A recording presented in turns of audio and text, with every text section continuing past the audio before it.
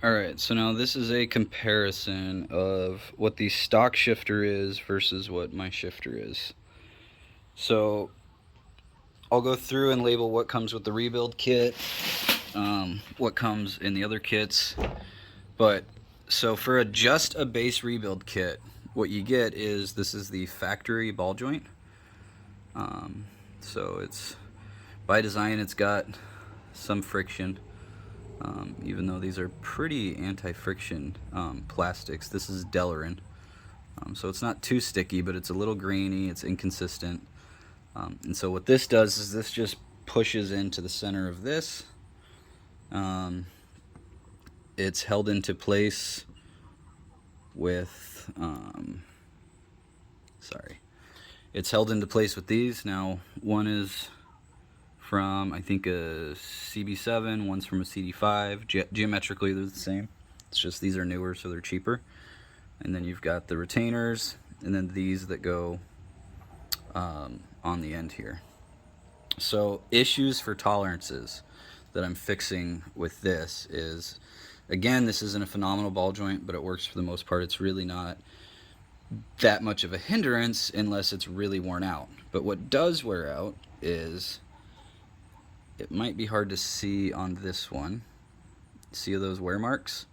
What happens is, so these prevent the shifter from kind of rotating. As you push, it'll want to rotate because this is off the center line. So when you push, it's going to want to make this rotate.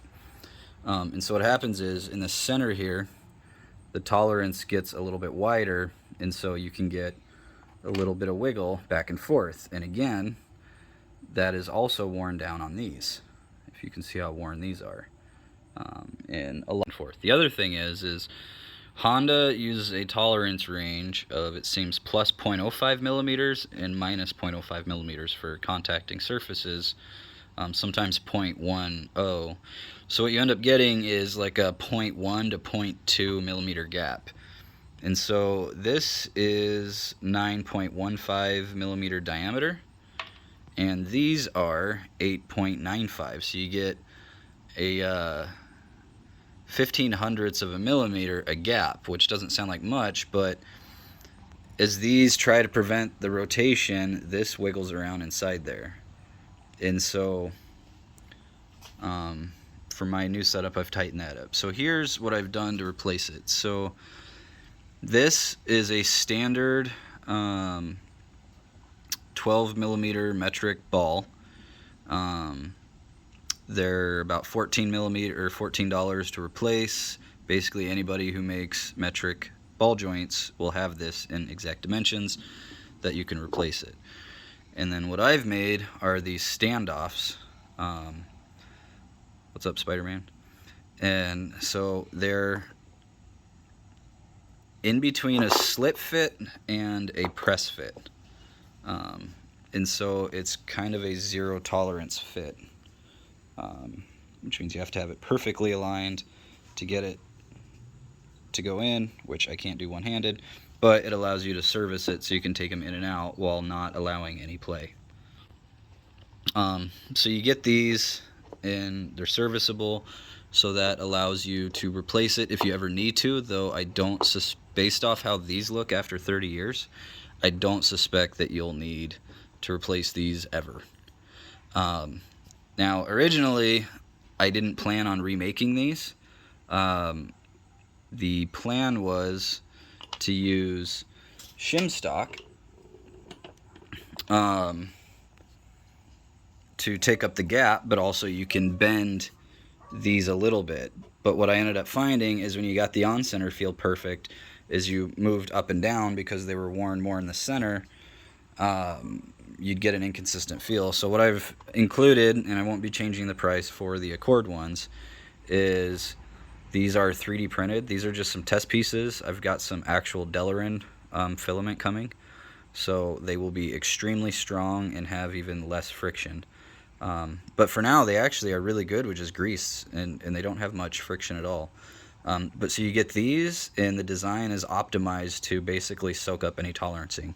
So here, instead of 12.1 mils, These are exactly 12 mils. And I also widened it so they fit into here better. And then I've also made new ones of these because they're severely worn out. So I had to print it a few times to modify the dimensions so that after it cooled and shrank, it was a perfect fit. But this is exactly a 9mm ID, and it fits really nicely over these ends. And then what I do is I wet polish or wet sand with 1000 grit sandpaper to basically polish this down to a perfect fit for the set that it comes with. So you have zero lash in here, but not enough force to cause any friction, plus there will be grease.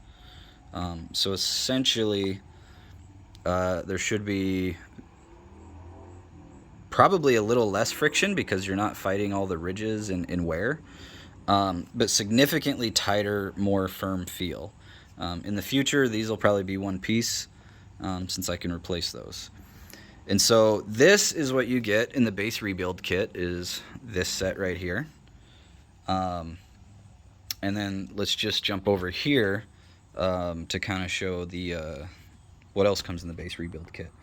So this is my, what I'm calling a gate selector. So this is, most short throw shifters only help the forward and backward. They don't help the left and the right. And so what I've done is I was cutting and welding these, but what I found is the 7th gen or 5th gen Accords, they have these plastic ones right here, which I would not be able to modify nor properly rebuild.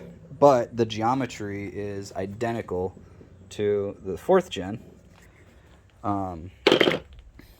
And so I decided to make a universal one that I've checked and they both fit.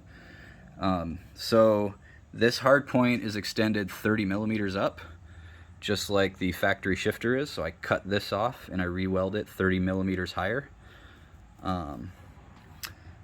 But this comes standard with the rebuild kit components. So the factory unit uses these Delrin bushings, which, you know, they're slick and strong, but that Delrin bushing sits inside this steel sleeve, which obviously looks nice and polished, except not really. And then it bolts together in the housing, and this is basically a spring washer that's used to keep this off the inside of the housing so it doesn't rub.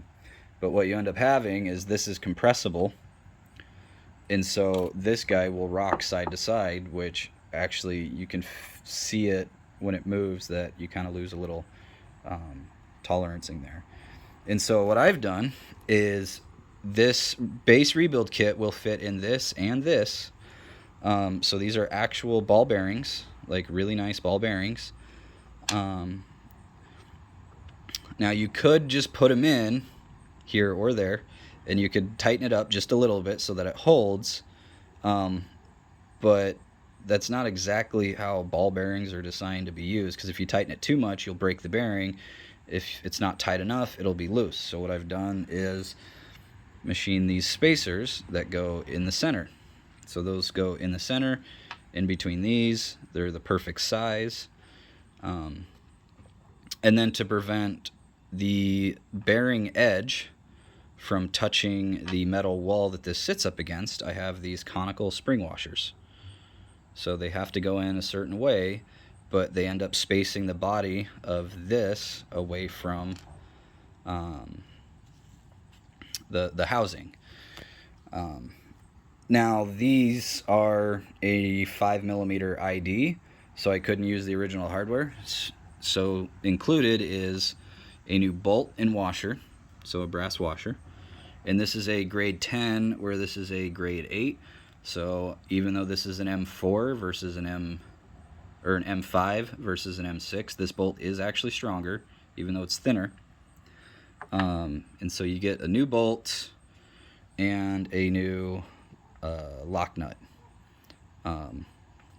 So again, in the rebuild kit, basically you get the bearings to rebuild this joint, And then you get the bearings and housings to rebuild that joint.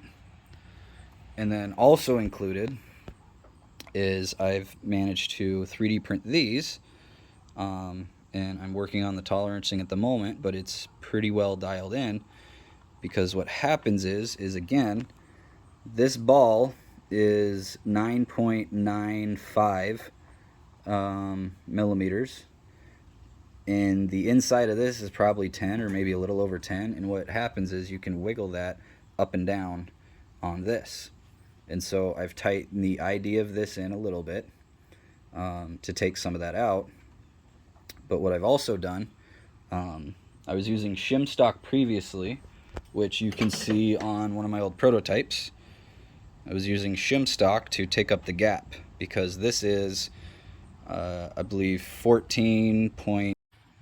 Alright, sorry there, I had to free up some space on my phone. So, I don't remember where I was at, but like I said, this is 14.1. I tightened this down to 14.0. And then these are 395 or 1395. But with machine tolerancing, some of these got up to like 1407. And so what I did was I printed these a little bit wider, and then I again wet sand with 1000 grit paper to get it to be a perfect fit. And so there's zero lash now between this lever and this lever because of this new joint. But another thing is, as the joint wears, because this is flat, it can unevenly wear, and as it does wear, you'll get a little bit of wiggle room. And so I've included this little tiny O-ring, which goes right into the end of this guy. You can see this one already has one in there, and it just adds a little bit of preload, which helps the feel out quite a bit. You can upgrade to this if you want, but this doesn't fit perfectly in fully unmodified setups. This will run into the shift boot a little bit. We did install it on my buddy's car without any of the other stuff I'll explain here in a minute, and it did work. It just hits the shift boot. So you can technically use this without modifying the setup, but I'll get into why that's not the best idea here in a minute. And then what I've also done is, so these stops don't even technically work on these factory unit. Like, you really got to stretch your cables to get it to touch or break the trans. And so what I've done is drilled and tapped these out, also because this is a short throw setup, so it won't go as far. And then I don't have the proper bolt yet. They're coming in the mail right now, but they'll be round button heads, just like these. And so you'll be able to use these as travel stops for your shifter. And so basically all I've done to the factory shifters, drilled and tapped those. I chopped this off and re-weld it 15 millimeters higher. I have a jig that holds it perfectly in place.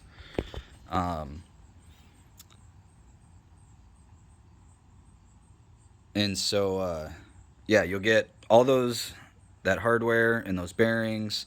You'll get a new one of these with this O-ring, and then you'll get this entire, well, you'll get these plastic pieces, this center bearing. So basically this whole thing except for these.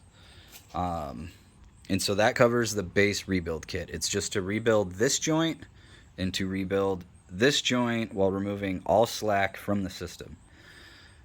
And further upgrades you can get is, so early Accord shifters came with these rod ends, which are plastic. You can see them move just by wiggling them. I'll address the bushings of the later Accords and 5th gens later. But so what I have is, I have these thin, this is a specially made rod end that fits a smaller, thinner spherical.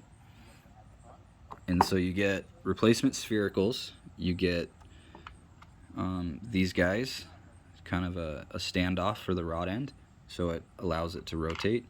You get, if you're getting the short throw kit, you get this, and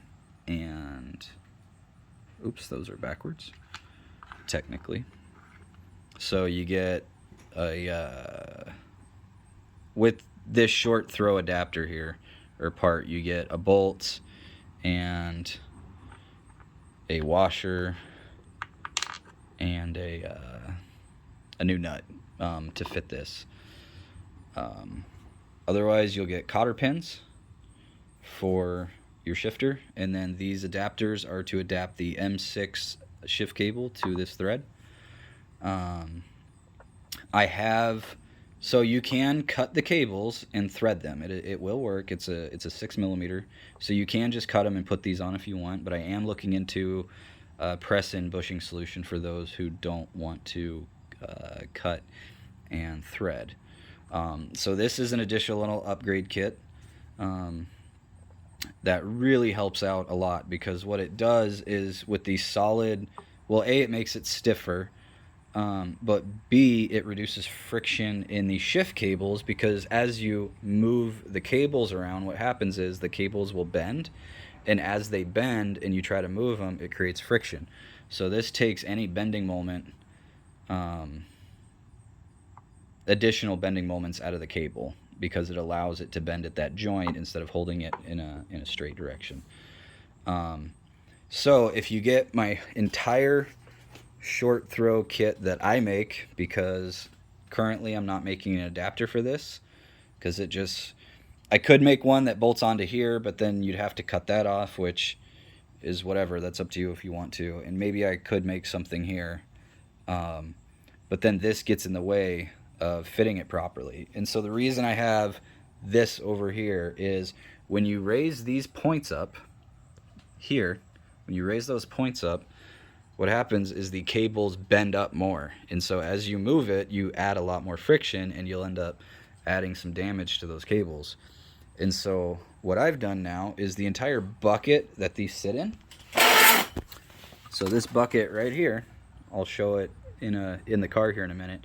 What I've done is I move it down under the entire shift housing here, and so it actually goes under that. And to do it, I've included these spacers and this hardware, and so that drops the entire unit down in the car, and then when you have the short throw adapter, it moves them back up. And so what I've been able to do is maintain OEM cable angle in the shift assembly itself. However, if you drop it down that far, the bucket will bottom out on the car. So now what I've done is, these are the bushings that you'll probably have. Most of them have this, but there are 2 other different types. And so what I've done is, if this is the lower bushing, this is the new lower bushing, and so it moves the entire shift assembly upward. And so what I've been able to do essentially is shorten the throw in both directions while keeping the knob position in the factory location, along with the angle of the cables in their factory usage. And I've checked the clearance under the center console. Everything fits as you'd expect it to, because the hard points for the cables don't actually move in the car. So I will sell an entire retrofit kit, which comes with all these new components, minus this, if you would like to DIY your own short throw. Otherwise, if you send your shifter into me or buy a completed one, you'll get all these new fancy components with all the modified geometry, but I then treat everything. Currently I'm bluing them, so it makes a much nicer look, and it makes a much nicer finish as compared to those. But I am considering having them professionally black oxide treated for an additional little bit of corrosion resistance. The problem is I have to do 50 pounds of metal at a time. So now I'll show you how it works in the car. Alright, now here is the assembled main unit. A couple things to keep in mind. When you're putting this ball joint together, do not tighten these bolts unless it's fully assembled, because what will happen is this front plate and this back plate will be a little out of alignment when you tighten it down, and then when you put these in, they'll bind and you'll get a ton of friction from it. Make sure that the bolts are pointing forward, because these nuts will hit the back housing. It is a really tight fit in here. Even the factory setup is pretty tight, so you just got to be careful to go in straight. Let's see. This has the spacers in there that drops the housing. So if you can imagine this, is I move the shift points up 30 millimeters, and then I dropped it down 25 with a spacer, plus the thickness of each one of these, it comes out to being like 24, or about 29 mils. So these essentially end up in the exact same position in the car that they are. These just get lifted up.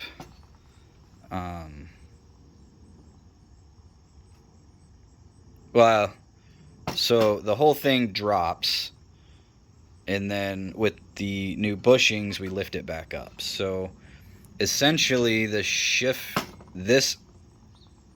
levers are in the same place in the car that they are. This is just moved up, so there's a little less clearance under the trim, but it still does clear.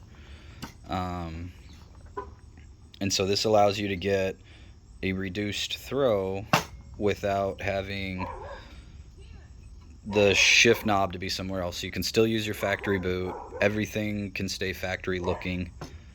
This is as pretty as it needs to be corrosion resistant with nice hardware, but maybe you think it's pretty enough to run without a shift boot, but I tend to like running shift boots just so it looks kind of clean and OEM plus.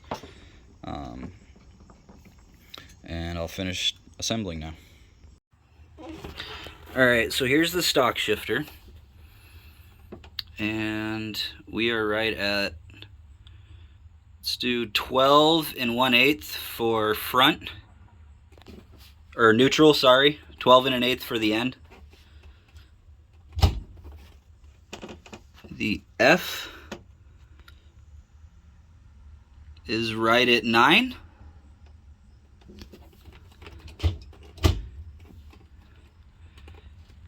And then R below that is right at about 14 5/8. Alright, now for the left and right. Can you come towards me a bit, babe? No, like towards the back of the car. Like pull it tight, but go towards the back of the car. There we go. Okay, so we're right at like 18 1/8. Oops, sorry.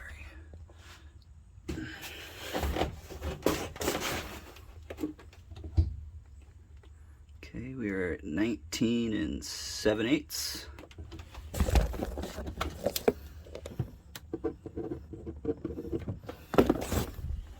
And then we are at 16 1/2. Alright, so now going forward and backwards. Right now we're about 13 3/16. And then if we go all the way forward, we're at 11 3/16. And then if we go back, we're at about 15. Alright, so this is a new shifter. Centered, we're right about 18. And then all the way to one side, we're right at 19. And if we go the other way, we are right at 17.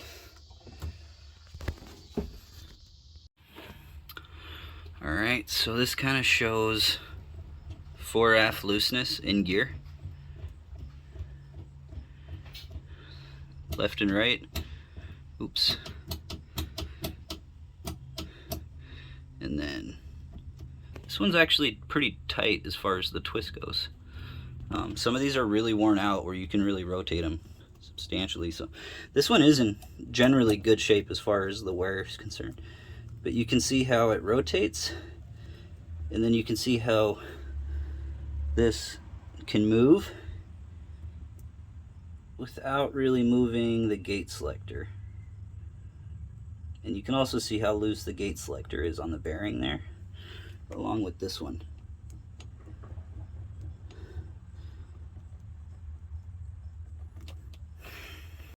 So something else that's worth noticing is there is slop in the trans. So if that cable's moving, that is actually the trans moving. But without the trans moving, see, you still get this much wiggle. See how loose that is with the cable not moving at all? Same thing right here. Another thing is see how soft the shifter housing is? Alright. Alright, so this is the new setup.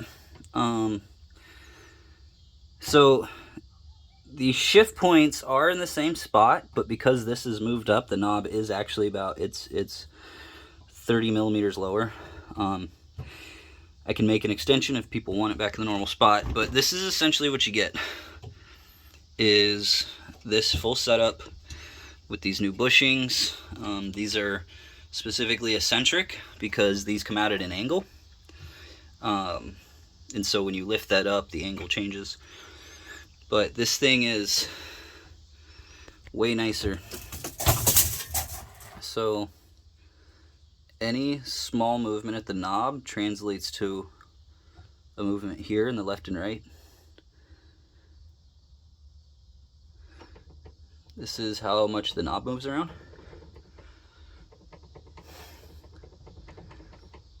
If you push through the trans gears,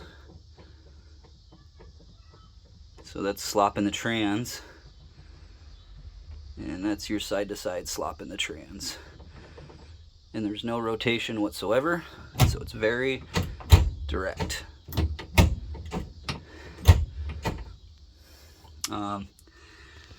I plan on making new clips. I don't have them yet. I've been using cotter pins, and then I also plan on making a plug for this for my aftermarket cables. So on the trans side, this is still in the making.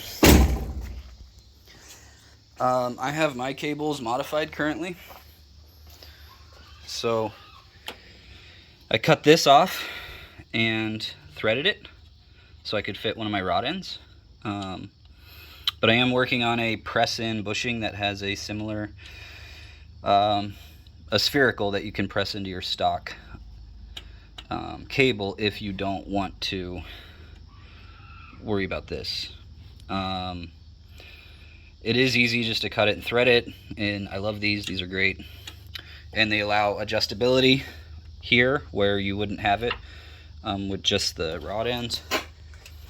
And I might also, well, you can't do it with this one because this is a 9mm 9mm opening. So luckily I had a bushing laying around, and so this is a good solution too, but it is a solid spherical that's in here. See? So no matter what shift cables you have, whether you have the rod ends like the ones I showed, or you have these ones that are just like the CD5, I will have a bushing option for the one on the left. However, the one on the right, there is no fix for that. So if you want that to be a proper rod end, you're gonna have to cut it off and thread it. So you might as well do the other one too.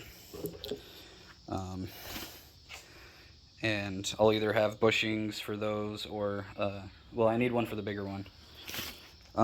But something else I'm working on is I am making my own heavy-duty cables for just direct replacement.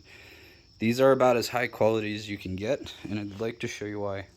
Hey babe, do you mind filming me for a little bit? So, a good test on what makes a cable a good cable is obviously friction. You want it to slide easily, so this is almost no friction. But the other thing to consider is if you loop the lines in 180 degrees and you apply just a little bit of pressure back and forth, you should see this one move if it's a good cable.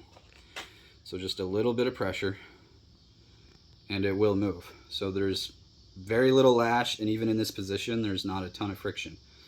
So these are, these are 30-year-old Accord cables, and they perform basically brand new. They're in good condition.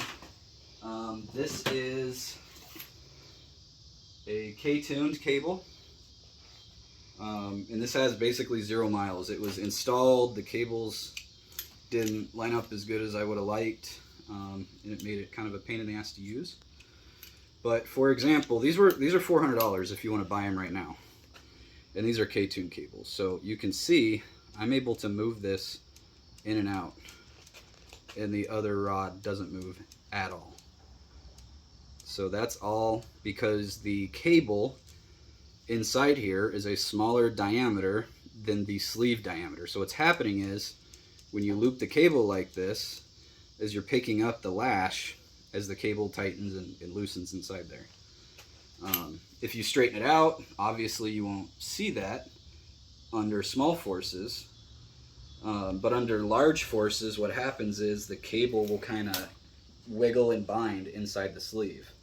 So it doesn't really show up with this small stuff, but yeah, when you're slamming gears, that cable is going to bind on the inside.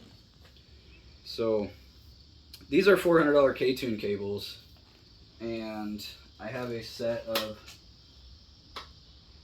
$100 cables in my other car. They are just they're the K-tune knockoff cables. I'm working on them for a buddy of mine, fixing them up, making them nicer. But it's basically the same. The Chinese knockoff cables do the exact same thing. And so I'm not going to bash this design. So this is a plastic bearing, and it has a ton of friction, a ton of stiction. It's not going to rotate freely, but it doesn't have any lash. So it is a nice tight bearing, but because it's plastic, it has a lot of friction. And my guess is I would hope that they made it plastic because you don't want to worry about corrosion issues under the hood. However, the one on the inside of the car is also a plastic joint, so who knows. But I am either using anti-corrosion joints or rubber boots on them. So then when you come to this cable, now this is an M8. This is much thicker. I don't know if I'll be able to go M8 on all the cars because this is a stiffer cable and it might not route very well. However, this thing has no friction, even bent like this, and just like the OEM cables, it has no lash. So these are actual PTFE lined cables, so they are very low in friction. I did go for the more heavy duty cable. I'll probably use it in my race car, but after trying to fit these in my buddy's Civic, they are just a little tight for how big they are.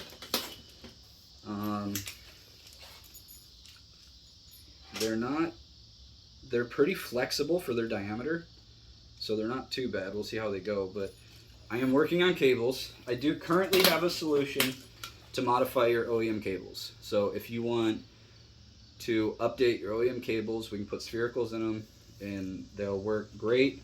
If you need new cables or you just want to upgrade to some nicer, newer tech, I will be producing these in the next month, hopefully. Knowing my history, that could be anywhere from 2 to 4 months from now. But I am working on these, and they'll have drop-on ends to fit perfectly.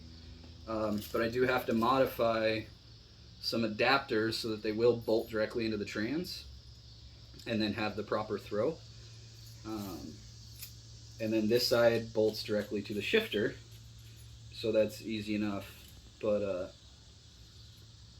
I should have a drop-in solution, along with, I will be 3D printing these that fit my cables, so that you don't have to have a hole in your car or cut a hole in these.